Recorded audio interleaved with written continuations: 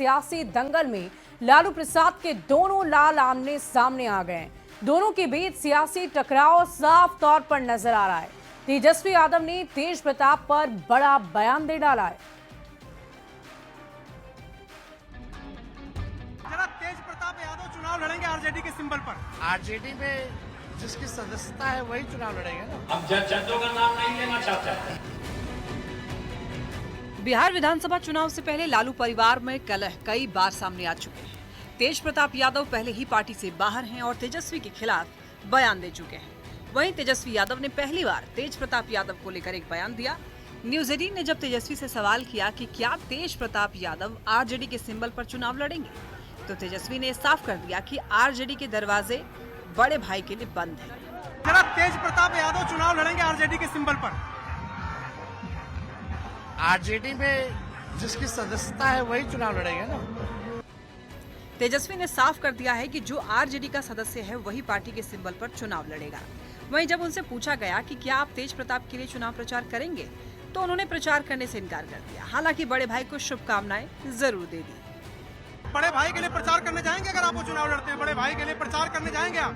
हमारी अपनी पार्टी है, अपना विचारधारा है। हालांकि हम तो सबको शुभकामनाएं देते हैं। तेज प्रताप पर तेजस्वी के बयान ने बिहार की सियासत गर्मा गई है। हालांकि कांग्रेस ने कहा कि ये आरजेडी का आंतरिक मामला है। हर पार्टी के अपने कुछ नियम है, कानून है, कायदे हैं, उनके इंटरनल इश्यूज होते हैं, इंटरनल मैटर होते हैं, जो कि उनका जो डिसीजन लिया जाता है वो पार्टी के इंटरनल टीम के लोग ही लेते हैं, या पार्टी के लोग लेते हैं, या पार्टी के कार्यकर्ता के साथ लेते हैं। इसमें कोई भी दूसरे पार्टी दल या दूसरे दल के लोग क्या राजनीतिक प्रतिक्रिया करेंगे। वहीं बीजेपी ने तेजस्वी के बयान को पार्टी के अंतर्कलह बताते हुए जमकर चुटकी ली। परिवारवादी पार्टी का घरेलू विवाद अब खुलकर सड़क पर आ गया। महागठबंधन में शामिल दलों के नेताओं ने तो इस प्रकरण पर चुप्पी तो साधी है। लालू प्रसाद भी मौन धारण किए हुए हैं। लालू प्रसाद जी की तेज तर्रार पुत्रियों का मुंह भी बंद है। तमाशा अभी बाकी है। आगे आगे देखिए होता क्या है। जैसे जैसे चुनाव नजदीक आएगा, बिहार का सियासी पारा और गर्म होगा और देखना होगा कि तेजस्वी इन चुनौतियों से कैसे निपटते हैं। न्यूज 18 के लिए पटना से रवि एस नारायण की रिपोर्ट। और देखिए, जन स्वराज के संस्थापक प्रशांत किशोर ने पटना में एनडीए नेताओं पर भ्रष्टाचार के गंभीर आरोप लगाए, जिसके बाद बिहार की सियासत में हलचल काफी तेज हो गई है। जेडीयू नेता और मंत्री अशोक चौधरी पर भी गंभीर आरोप प्रशांत किशोर ने लगाए, जिसके बाद जेडीयू के मुख्य प्रवक्ता नीरज कुमार ने पीके के आरोप के बहाने इशारों में अशोक चौधरी को नसीहत देते नजर आए कि नीतीश कुमार की छवि पर कोई आंच नहीं आनी चाहिए। जिन पर आरोप लगा है वो इस मामले पर सफाई दें। नीरज कुमार से बातचीत की है न्यूज 18 संवाददाता आनंद अमृतराज ने। देखिए, आरोप क्या है इसकी जानकारी हमने मीडिया के माध्यम से मिला है, लेकिन माननीय मुख्यमंत्री नीतीश कुमार जी का ट्रैक रिकॉर्ड रहा है कि अब तक हमारी पार्टी के किसी भी मंत्री पर आरोप नहीं लगा है। और मुख्यमंत्री जी इतने ट्रांसपेरेंट रहे इस मामले में कि हर वर्ष माननीय मंत्री लोग अपनी संपत्ति का ब्यौरा देते हैं, जिसमें अपने और अपने पर डिपेंडेंट का, जब तक शादी विवाह नहीं हो तब तक उसका ब्यौरा देते हैं। तो जो साक्ष्य मीडिया के माध्यम से आया है, तो हमारी उम्मीद यह है कि जिन पर आरोप लगा है वो तथ्यों के साथ, अगर कोई गलत हम पर आरोप लगा देगा तो उसके राजनीति में हम कलेजा पर चढ़ जाएंगे ना, तो उन तथ्यों के साथ सामने आना चाहिए और मीडिया को सारी बात स्पष्ट करना चाहिए। लेकिन आपके पार्टी के भी एक नेता पे आरोप लगा और बीजेपी के भी 4 नेताओं पे आरोप लगा है, तो ये किसके लिए है? नहीं, हम अपनी पार्टी के लिए कह रहे हैं। हम अपनी पार्टी के प्रवक्ता, मैं एनडीए का प्रवक्ता नहीं हूँ। मैं अपनी पार्टी के संदर्भ में कह सकता हूँ कि मेरी पार्टी को पहली बार ऐसे आरोप झेलने पड़ रहे हैं। तो हमारी उम्मीद है इसमें बिगड़ना क्या है भाई। अगर कोई गलत आरोप लगाएगा तो हम फैक्ट के साथ जाएंगे मीडिया के सामने, सारी बात को कह देंगे। अच्छा, प्रशांत किशोर के खिलाफ आपने इसके पहले भी कई गंभीर आरोप लगाए थे। प्रशांत किशोर जो आरोप लगा रहे हैं तो क्या कहेंगे? नहीं, अब देखिए, आरोप लगाना, हमने आरोप लगाया था कि 14 या 15 तेलंगाना की कंपनियां थी जिससे कि पैसा आया, जिसे 1 लाख रुपया मान लीजिए कि उसका कैपिटल पेडअप था और 1 करोड़ चंदा दे रहा है। तो हमने तो अपनी बात मीडिया के सामने सार्वजनिक रूप से कह दिया। अब इस मामले पर हमको जो अधिकार है वही हम कर सकते हैं ना। तो ये प्रशांत किशोर जो राजनीति कर रहे हैं, जिस तरीके से जो आरोप लगा रहे हैं, इस पर क्या कहेंगे? नहीं, वो देखिए, अब किसी का अपना अधिकार क्षेत्र है, मैं उसके अधिकार में अतिक्रमण नहीं करता हूँ, लेकिन हम पर कोई आरोप लगा देगा तो हम उसका राजनीति में कलेजा फाड़ देंगे ना। वहीं प्रशांत किशोर के आरोप पर सांसद संजय जायसवाल ने अपने फेसबुक अकाउंट पर एक पोस्ट लिखा और कुछ डॉक्यूमेंट शेयर किए, जिसमें वो प्रशांत किशोर पर गंभीर आरोप लगा रहे हैं। बीजेपी सांसद संजय जायसवाल ने लिखा कि ठगी की दुनिया में बिहार की पहचान नटवर लाल से थी। प्रशांत किशोर ठगने में इसका दादा है, क्योंकि नटवर लाल ने सामान्य मनुष्यों को ठगा, लेकिन पीके वो हस्ती है जो बिहार के बुद्धिजीवियों को ठगते हैं। मैंने 7 सवाल अभी तक पूछे हैं, उसमें से एक सवाल पत्रकार ने गलती से प्रेस कॉन्फ्रेंस में पूछ लिया तो संघी से लेकर प्रशांत महासागर में डुबाने तक की धमकी मिल गई।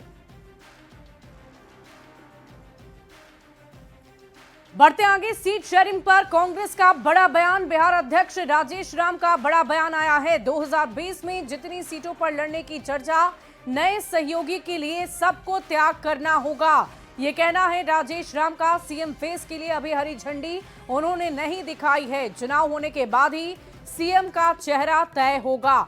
इस वक्त की बड़ी खबर आपको सीट शेयरिंग पर बता रहे हैं। कांग्रेस का बड़ा बयान, बिहार अध्यक्ष राजेश राम का बड़ा बयान सामने आया है। 2020 जितनी सीटों पर लड़ने की चर्चा वो कर रहे हैं। नए सहयोगियों के लिए सभी को त्याग करना होगा, ये कहना है राजेश राम का। हम सीट के बारे में ये कहेंगे कि हम 2020 के इर्द गिर्द हमारी चर्चा चल रही है। 2020 के अंदर हम जो सीट पर लड़े थे 243 पर इंडिया गठबंधन, उसी के हिस्से के इर्द गिर्द हैं। लेकिन साथ ही साथ स्पष्ट कर दूं कि हमारे इंडिया गठबंधन के सभी सम्मानित जितने भी पार्टियां हैं, उनके स्पेस को भी ख्याल में रख करके चर्चा की गई है। एक सवाल है सर, नए दल 2 आ गए हैं, उसमें आ रहे हैं पशुपति पारस की पार्टी हो या फिर जेएमएम की बात हो रही है, तो उस सिचुएशन में कल भी आपने संकेत दिया था कुछ सीटें कम हो सकती हैं। जो 2020 के इर्द गिर्द जो आप बात कर रहे हैं उससे थोड़ा सा कॉम्प्रोमाइज हो सकता है। जी, चूँकि हमने कहा कि यदि कोई पार्टनर बढ़ रहे हैं तो सेक्रीफाई करने के लिए, उनकी स्पेस के लिए हम सभी दलों को ख्याल रखना पड़ेगा कि उनको स्पेस को हमको कितना देना है और उस स्पेस में सभी के कंट्रीब्यूशन कितना है, काउंट लेवल कितना है, उसके इर्द गिर्द करेंगे। हम लोग का लक्ष्य ये है कांग्रेस पार्टी का कि हम इंडिया गठबंधन के साथ बढ़िया से बढ़िया सीट शेयरिंग करें और बढ़िया से बढ़िया हम मैसेज दें लोगों को। आखिर में एक सर महत्वपूर्ण सवाल ये बना हुआ है कि सब कुछ आप बेहतर संदेश देने की बात कर रहे हैं, लेकिन चेहरा कौन होगा मुख्यमंत्री का, इसको लेकर के आरजेडी खुलकर बोल रही है तेजस्वी यादव, आप लोग कह रहे हैं जनता तय करेगी। देखिए, ये लोकतंत्र में जो संविधान में अधिकार दिया है वोटरों का अपने जनप्रतिनिधि चुनने का, जो जनप्रतिनिधि चुने जाते हैं उसी में से जनता अपने विधायक चुनता है और वो विधायक जनता चुनती है और विधायक के चुनाव अभी है। बाकी हर मुद्दे पर इंडिया गठबंधन में सकारात्मक और ट्रांसपेरेंसी से हम बात कर रहे हैं। इस विषय पर जनता जो मोहर लगाएगी उसके बाद बात करें। बढ़ते आगे, अगली खबर राजधानी पटना से है, जहां एलजेपीआरवी सांसद राजेश वर्मा ने बड़ा बयान देते हुए कहा कि पीएम मोदी की सभा के बाद अगर बिहार में किसी नेता की सभा में भीड़ दिखती है तो वो है चिराग पासवान की सभा। युवाओं की बड़ी आबादी चिराग पासवान को सम्मान और प्यार देती है, जिसको ध्यान में देखते हुए सम्मानजनक सीट से चुनाव लड़ने की मांग की जा रही है। मुझे लगता है कि देश के यशस्वी प्रधानमंत्री जी की सभाओं के बाद यदि बिहार में किसी नेता के सभा में इतनी भीड़ देखने को मिल रही है तो उसका नाम चिराग पासवान है। तो स्वाभाविक सी बात है, जब एक युवा वर्ग जो सभी जात धर्म मजहब से ऊपर उठकर एक बड़ी आबादी है, अगर वो बड़ी आबादी किसी नेता को अपना सम्मान और प्यार दे रही है तो उनके भाव को ध्यान में रखते हुए एक सम्मानजनक सीट जरूर हमारी पार्टी को मिलनी चाहिए। और इसी बीच मुजफ्फरपुर से एक बड़ी खबर का रुख कर लेते हैं। पंचायती राज मंत्री केदार गुप्ता का विरोध हुआ है। सड़क उद्घाटन के दौरान नारेबाजी हुई। विधानसभा क्षेत्र के ग्रामीणों की तरफ से नारेबाजी की गई। कुढ़नी प्रखंड के झिटकी गांव में विरोध हुआ है। और विरोध का वीडियो सोशल मीडिया पर बहुत तेजी से वायरल हो रहा है। आपको बता दें कि मुजफ्फरपुर जिले के कुढ़नी प्रखंड के झिटकी गांव में पंचायती राज मंत्री केदार प्रसाद गुप्ता को ग्रामीणों के भारी विरोध का सामना करना पड़ा, जिसका वीडियो अब सोशल मीडिया पर वायरल है। बताया जा रहा है कि मंत्री यहां 7 निश्चय योजना के तहत बनी नई सड़क का उद्घाटन करने के लिए पहुंचे हुए थे। ग्रामीणों का आरोप था कि योजना के तहत बनी ये सड़क उद्घाटन से पहले ही टूटने लगी है और इसी को लेकर आक्रोशित लोगों ने कार्यक्रम स्थल पर जबरदस्त हंगामा किया और मंत्री के विरोध में नारेबाजी करते नजर आए। किसी तरह उन्हें सुरक्षित वहां से बाहर निकाला गया है। ग्रामीणों ने ये चेतावनी दी है कि जब तक सड़क की गुणवत्ता की जांच कर दोषियों पर कार्रवाई नहीं होगी, वो किसी भी तरह के उद्घाटन कार्यक्रम का विरोध करते रहेंगे।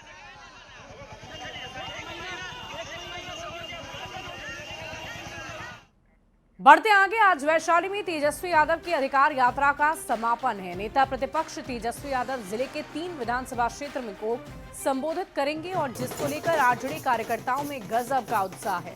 कार्यकर्ता ढोल नगाड़ों के साथ कार्यक्रम स्थल पर पहुंच रहे हैं। महुआ से आरजेडी विधायक मुकेश रोशन खुद ट्रैक्टर चलाकर समर्थकों को लेकर हाजीपुर पहुंच रहे हैं।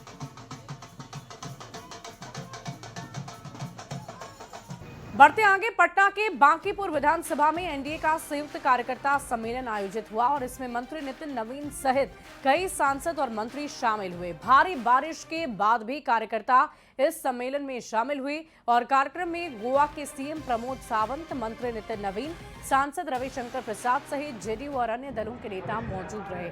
मंत्री नितिन नवीन ने कहा कि इस आयोजन के जरिए हम लोगों ने जनता के सामने 5 साल का लेखा जोखा रखा और आने वाले 5 साल के लिए जनता से आशीर्वाद मांगा है।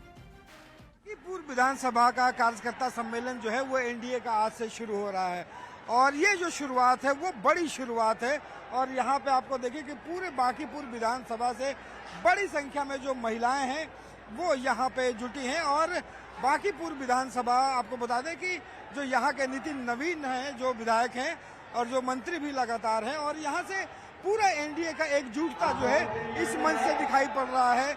और आपको बता दें कि नितिन नवीन के साथ यहाँ पे एनडीए के तमाम जो लोग हैं। आज कार्यकर्ताओं में विपरीत परिस्थिति है, मौसम अनुकूल नहीं है, क्योंकि बड़ी संख्या में कार्यकर्ता अपने अपने घरों से निकले हैं, एनडीए के कार्यकर्ता। और आज हम लोग अपने काम का लेखा जोखा देंगे, यानी 5 साल जो जनता ने मुझे सेवा करने का मौका मिला, वो मैंने किस प्रकार से अपने क्षेत्र में काम किया है उसकी पूरी जानकारी जनता से साझा करेंगे। और एक एनडीए सम्मेलन में हुंकार भरने के लिए हमारे मुख्यमंत्री गोवा से प्रमोद सावंत जी, माननीय गिरिराज सिंह जी, माननीय संजय जायसवाल जी, अपनी शांभवी चौधरी जी, चंद्रेश्वर चंद्रवंशी जी, ऐसे सरीके सभी एनडीए के नेता यहाँ पर शिरकत कर बड़े सम्मेलन में जो बांकीपुर विधानसभा में पिछले 5 सालों में काम हुए हैं उसका लेखा जोखा यहाँ पे देंगे। और चुनाव का जो है वो ऑफिशियल आगाज जो है वो शुरुआत हो रही है। कैमरा पर्सन अजय दुबे के साथ रवि एस नारायण, न्यूज़ 18 पटना। और देखिए, राष्ट्रपति द्रौपदी मुर्मू गया जी पहुंची और विष्णुपद मंदिर परिसर में उन्होंने अपने पितरों का पिंडदान किया। राष्ट्रपति के आगमन को लेकर सुरक्षा के पुख्ता इंतजाम किए गए। गया एयरपोर्ट से लेकर विष्णुपद तक पुलिस फोर्स की तैनाती की गई है। मंदिर परिसर में पिंडदान के लिए विशेष तौर पर इंतजाम भी किए गए।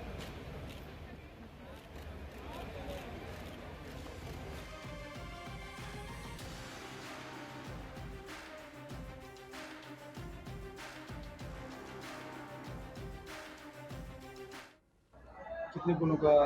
हाँ, सब लोगों का किया। पिता पितामह पर पितामह नाम, पिताजी, दादाजी, परदादाजी, अपने स्वामी, ससुर, उनके ससुर, सासू जी, वंशज, चचा उचा के सबका पिंडदान किए इन्होंने। और पटना स्थित तारामंडल में मुख्यमंत्री नीतीश कुमार एक कार्यक्रम में शिरकत करने के लिए पहुंचे। कार्यक्रम खत्म होने के बाद जब मुख्यमंत्री बाहर निकलने लगे तो वहां पहले से मौजूद बीपीएससी की इंजीनियरिंग भर्ती के अभ्यर्थियों ने उन्हें रोकने की कोशिश की। बड़ी संख्या में अभ्यर्थी, जिनमें अधिकतर लड़कियां थीं, अपने हाथों में मांग पत्र लिए मुख्यमंत्री से मिलने और अपनी समस्या बताने का प्रयास करने लगी, लेकिन सुरक्षा कारणों से मुख्यमंत्री का काफिला बिना रुके आगे बढ़ गया। अभ्यर्थियों ने बताया कि वे लंबे वक्त से अपनी मांगों को लेकर सरकार और आयोग से न्याय की गुहार लगा रहे हैं। वहीं इस मामले में डीएम ने कहा कि छात्रों से बातचीत हो गई है, बिहार लोक सेवा आयोग इस मामले को जरूर देखेगा। बात हो गई है, सब ठीक है। लगातार ये लोग प्रोटेस्ट कर रहे हैं। नहीं, इन लोगों का जो भी बात है उसको बीपीएससी के सामने इसको रखा जाएगा। इसको जो भी समाधान है नियम अनुकूल होगा, कोई चिंता की बात नहीं। और फिलहाल इस